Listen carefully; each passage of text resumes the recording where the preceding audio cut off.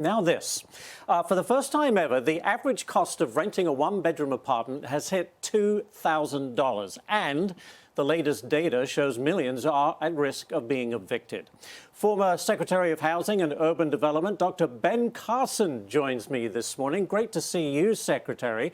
I want to begin with this story. Rent prices out of control, housing affordability becoming a really big issue. How do we fix this? You know, for the first time, the average average new house costs over $400,000.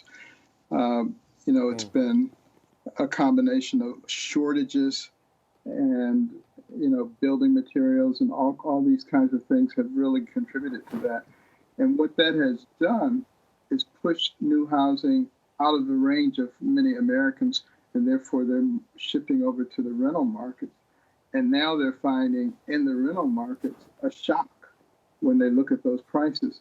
Why are those prices so high? One of the things, when I was secretary, we learned is that it's regulatory barriers. We're still very innovative in this country. We still have an entrepreneurial spirit.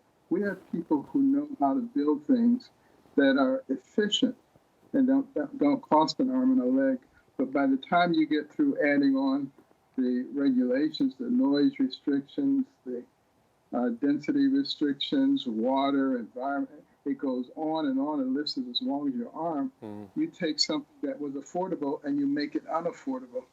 And therefore, the real solution is federal, state, and local authorities working along with the private sector and the nonprofits to create the kinds of structures and the environments that actually work. And we found that when we work together, that is eminently possible.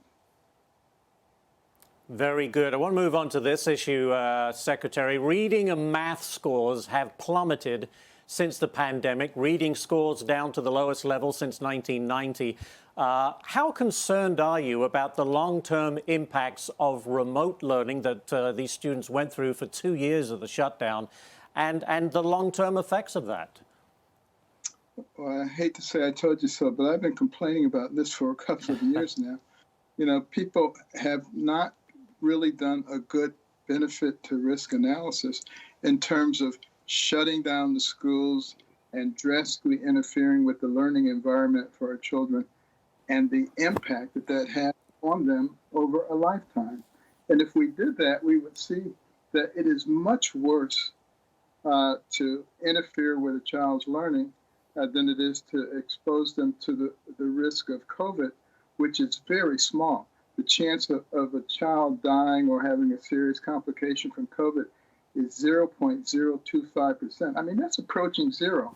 So why would you take something that is approaching zero and elevate that to such a level at the expense of that child's education and their long-term success and societal success as well?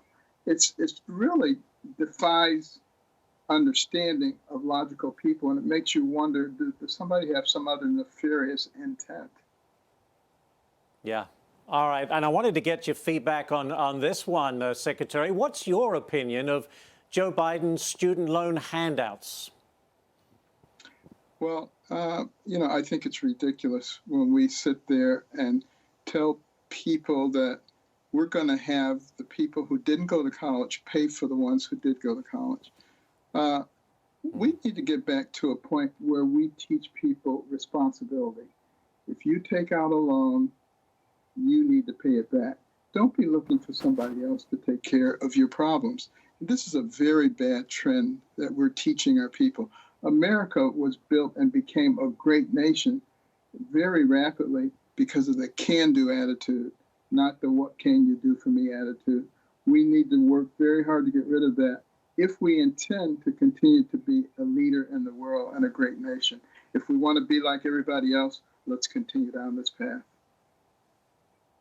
Amen. It is an absolute pleasure to have you on the show, Secretary Ben Carson, and thank you, sir, for taking the time out this morning.